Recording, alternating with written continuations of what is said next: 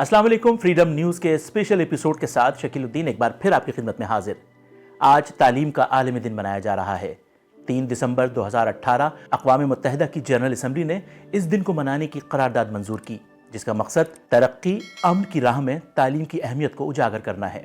हमारे साथ आज के इस खुसूसी प्रोग्राम में मोहतरमा महताब अकबर राशिदी साहिबा मौजूद हैं।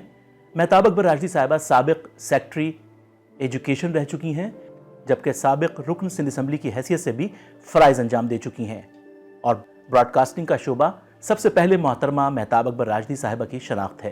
तो प्रोग्राम में मोहतरमा महताब अकबर राशिदी साहिबा को खुशामदीद कहेंगे। अस्सलाम वालेकुम महताब अकबर राशिदी साहिबा, प्रोग्राम में खुशामदीद कहेंगे आपको। बहुत शुक्रिया। महताब साहिबा, सेक्रेटरी एजुकेशन तवील अरसा रही आप, कैसा देखती हैं हमारे अब तालीमी मेयार को आप? हम बिल्कुल इसको ये नहीं कह सकते कि हम मुतमईन हैं जी, क्योंकि दुनिया जितनी तेज़ी से आगे जा रही है और टेक्नोलॉजी जो जिस तरह से चीज़ों को अपनी गिरफ्त में ले रही है, हमारा तालीमी निज़ाम उससे पीछे है। ख़ास तौर पर देखें आप, दो तरह के हमारे पास सिस्टम चल रहे हैं। एक हमारे सरकारी स्कूल हैं बिल्कुल, जिसमें आबादी का एक बहुत बड़ा हिस्सा और हमारी ज़्यादा पॉपुलेशन और हमारे बच्चे जो हमारा मुस्तकबिल हैं वो उन स्कूलों में जाता है।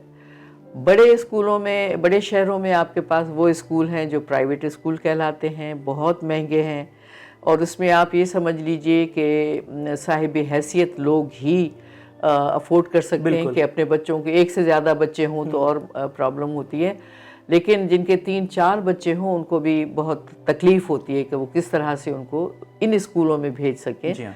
तो माँ बाप को बहुत मेहनत करना पड़ती है। क्यों सरकारी स्कूलों में नहीं भेजते? क्योंकि मयार वो नहीं जो अब दुनिया को एक्सेप्टेबल है या कबूल होना चाहिए। हाँ। आपका सिलेबस नहीं बदलता, 6-6 साल गुजर जाते हैं, वही सिलेबस हम पढ़ रहे हैं। वही सिलेबस आप पढ़ रहे हैं। अली और पता नहीं कौन जो बचपन में पढ़ते थे शायद अभी भी वही होगा या हो सकता है बदला हो।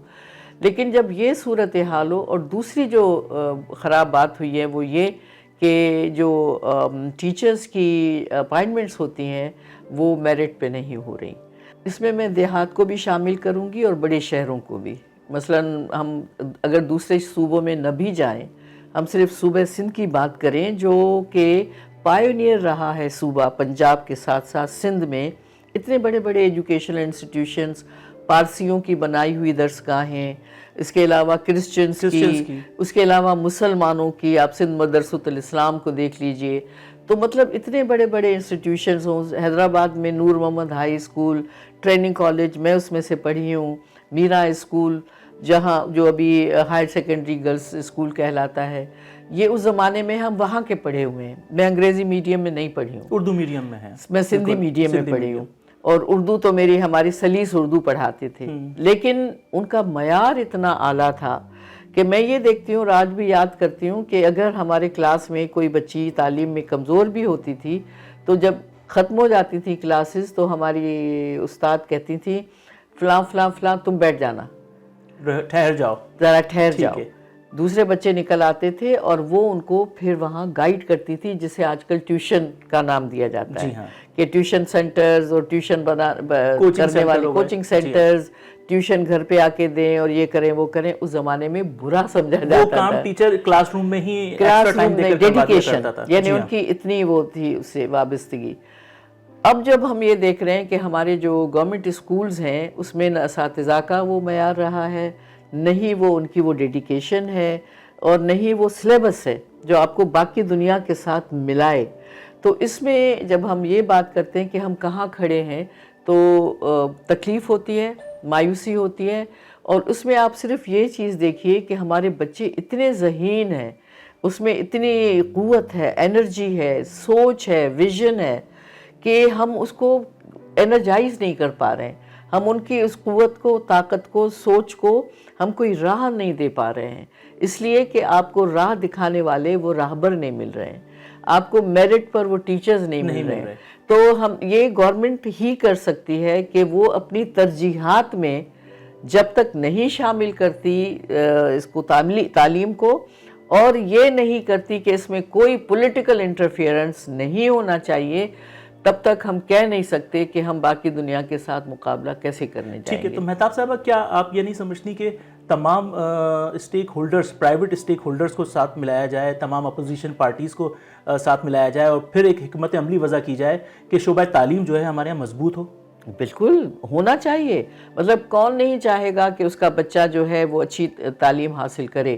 کون نہیں چاہے گا کہ جو پاکستان کا مستقبل ہے، چاہے وہ دیہات میں رہنے والا بچہ ہو، بڑے شہر میں رہنے والا بچہ ہو، یا کراچی کے دیہاتی علاقوں کا بچہ ہو، سبربز میں رہنے والا بچہ ہو، ہمارے اسکول جن کی خوبصورت بلڈنگز ہیں، بہت بڑی بڑی بلڈنگز ہیں، بہت بڑے بڑے کلاس رومز ہیں جو کہ پرائیویٹ اسکولز کے نہیں ہیں، وہ بنگلوں میں وہ چلا رہے ہیں. بالکل. لیکن یہ آپ کے پاس ساری سب کچھ ہے، ریسورسز ہیں، لیکن ول نہیں ہے. آپ کے پاس وہ بات نہیں ہے کہ آپ کہنا کیا چاہتے ہیں، کرنا کیا چاہتے ہیں. اگر آپ کو اپنے پولیٹیکل سسٹم میں رہ کے لوگوں کو خوش کرنا ہے کہ ایم پی ایس کو آپ 5 سے دے دیجئے سیٹس، ایک ٹیچرز وہ 5 اپنی مرضی سے رکھ لیں اور ایم این اے جو ہے وہ 10 اپنی مرضی سے رکھ لیں، تو پھر معیار کو کون انشور کرے گا؟ مہتاب صاحب، آپ کیا سمجھتی ہیں کہ سرکاری اسکولوں کی جو عمارتیں ہیں وہ پرائیویٹ اسکولز کی عمارتوں کے مقابلے میں بہت زیادہ بڑی ہیں؟ اگر پرائیویٹ اور سرکاری اسکول مرج ہو جائیں یا کوئی اس طرح کی حکمت عملی وضع کی جائے کہ تعلیم کا جو نظام ہے وہ بہتر ہو جائے؟ مرج نہیں ہونی چاہیے. ٹھیک ہے، جو سرکاری بلڈنگیں ہیں بہت اچھی ہیں، کچھ سوچ کے ہی بنائی جاتی ہیں، لیکن آپ صرف اس میں معیار کو انشور کریں. آپ ٹیچرز کو انشور کیجئے کہ ٹیچر جو ہے وہ اس کا وہ معیار ہے، اس کا ڈیڈیکیشن ہے.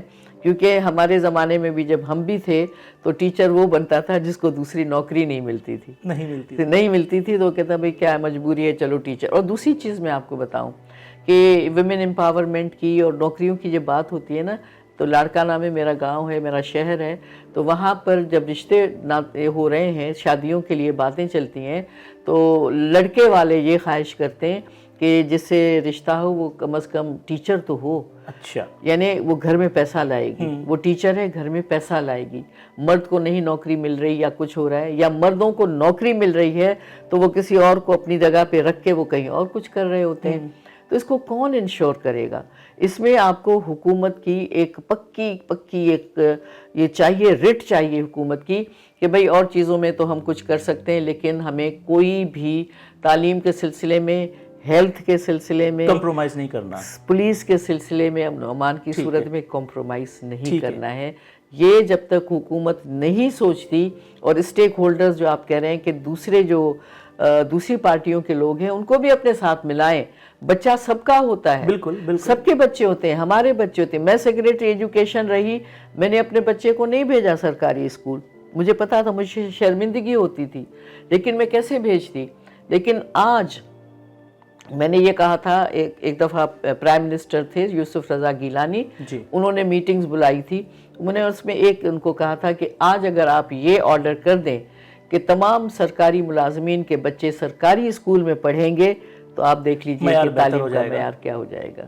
تو یہ چیزیں یوں ہیں کہ اس کے بعد اگر میرا بچہ ہے وہ کہتا ہے امی بینچ ٹوٹا ہوا تھا اور پنکھا نہیں چل رہا تھا، پانی صحیح نہیں تھا، تو فوراً ہی میں چیخوں گی. مجھے اپنے بچے کا مستقبل، اس کا کمفرٹ وہ زیادہ عزیز ہوگا نا. تو میں کہوں گی کہ بھئی آپ اس کو ٹھیک کرو، بینچیں بننی چاہیے اور پانی صاف ہونا چاہیے. کولر کیوں نہیں ہے، پنکھا کیوں نہیں چل رہا ہے؟ کیونکہ پھر کہ ہمارے اپنے بچے ادھر ہیں، دوسرے کے بچے ہیں وہ کیا کر رہے ہیں، پڑھ رہے ہیں، کوئی دلچسپی نہیں ہے. کوئی دلچسپی نہیں. ٹھیک ہے. اچھا مہتاب صاحبہ، بچیوں کی تعلیم کے حوالے سے ہمارے ہاں یہ ہونا چاہیے کہ بچیوں کو تعلیم لازمی قرار دی جائے، چاہے وہ دیہی علاقوں کی بچیاں ہوں یا شہری علاقوں کی، کیونکہ ایک پڑھی لکھی ماں ہی مضبوط اور بہترین معاشرہ تشکیل دے سکتی ہے. اس میں تو کوئی دو رائے نہیں ہے. ایک پڑھی لکھی عورت آپ یہ دیکھیے کہ وہ کچھ کر لے گی، اس کے بچوں کے پیر ننگے نہیں ہوں گے. وہ کچھ کر لے گی لیکن اس کا بچہ اسکول ضرور جائے گا. اس کا میاں چاہے اس میں دلچسپی لے یا نہ لے، لیکن پڑھی لکھی عورت اپنے بچے کو جاہل نہیں رکھے گی. اور عورت جب کماتی ہے، جب اس کے پاس تعلیم ہے، بے شک آپ نوکری نہ کرو، لیکن ہم یہ دیکھ رہے ہیں کہ انسان کی زندگی میں اتنی اتار چڑھاؤ آتے ہیں، اور خاص طور پہ عورتوں کو اتنا بھگتنا پڑتا ہے. کبھی رشتے نہیں چلتے، کبھی کوئی کسی کا انتقال ہو جاتا ہے، بچے سارے اس عورت کی گود میں ہوتے ہیں. تو وہ پھر کیا کرے؟ اگر وہ تعلیم یافتہ ہے تو اپنی ایک راہ بنا لیتی ہے. ورنہ آپ یہ بھی دیکھیے کہ صبح آپ کراچی میں دیکھتے ہوں گے، بسوں میں دیکھتے ہوں گے، اسکوٹرز پہ، سائیکلوں پہ عورتیں گھروں سے نکلتی ہیں، گھروں میں جا کے جھاڑو پوچھا سب کر رہی ہیں. کون کر رہی ہے؟ عورت کر رہی ہے نا. وہ پڑھی لکھی نہیں ہے لیکن گھر چلا رہی ہے. ان کے میاں صرف آتے ہیں، ان کو ڈراپ کرتے ہیں، چلے جاتے ہیں، پتہ نہیں کدھر گپے ہانکتے ہیں. یہ بھی ہم نے دیکھا ہے. لیاری کی عورتیں کام کرنے آتی ہیں، ان کے لوگ جو ہیں وہ نشے میں ہیں. تو عورت کے اوپر بڑی ذمہ داری ہے. اگر پڑھی لکھی عورت ہے وہ اپنے بچے کو جاہل نہیں رکھے گی، وہ کچھ نہ کچھ کر کے وہ تعلیم ان کو دلوائے گی اور ان کو کہیں سے کہیں لے جائے گی.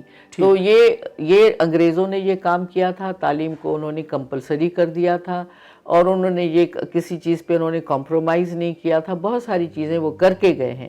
تو ہم ان کو برا بھلا کہہ دیں، کچھ بھی کہہ دیں، لیکن نظام ان کا بہتر ہے. نظام ان کا بہتر تھا. ہم اس سے بہتر کر سکتے ہیں. صرف یہ ہے کہ ہم جو پولیٹیکل ہماری جو ڈائیورژنز ہوتی ہیں اس میں سے ہم نکل آئیں اور سیاست میں ان چیزوں کو جو ہمارے مستقبل کے لیے بہت ضروری ہے ان کو نہ گھسیٹیں. ٹھیک ہے مہتاب صاحب، آپ نے سیاست کی بات کی تو سیاست ہمارے شعبہ تعلیم پر اثر انداز ہو رہی ہے؟ بہت زیادہ. وہ اس لیے کہ آپ کا جو افسر ہے وہ کسی کی سفارش سے آتا ہے. وہ افسر کیا کرتا ہے، اس میں وہ اہلیت ہے یا نہیں ہے. لیکن جو ٹیچر پڑھانے آتا ہے پہلے اس کی تو اہلیت کو آپ طے کر لینا کہ وہ پڑھا بھی سکتا ہے. اب آپ کے بورڈز دیکھ لیجئے، آپ کی کاپی کر کے تو وہ پاس ہوتے ہیں. آپ انٹرمیڈیٹ ہے، میٹرک ہے، آپ کی ریکوائرمنٹ کیا ہے کہ ٹیچر کی انٹرمیڈیٹ چاہیے، فلاں ٹریننگ چاہیے یا فلاں چاہیے. اگر یہ چیزیں آپ سفارشوں پہ لیں گے اور کاپی کرنے والے لوگوں کو لیں گے تو وہ بچے کو کیا، جو میرا دل جان کا ٹکڑا ہے، وہ میرا مستقبل ہے اس ملک کا، تو وہ آپ کو کیا بنا کے دے گا؟ وہ اس بچے کو کیا سکھائے گا؟ ٹھیک. اساتذہ کی تربیت کتنا کاؤنٹ کرتی ہے؟ بہت زیادہ، بہت زیادہ. کیپیسٹی بلڈنگ بہت ضروری ہے.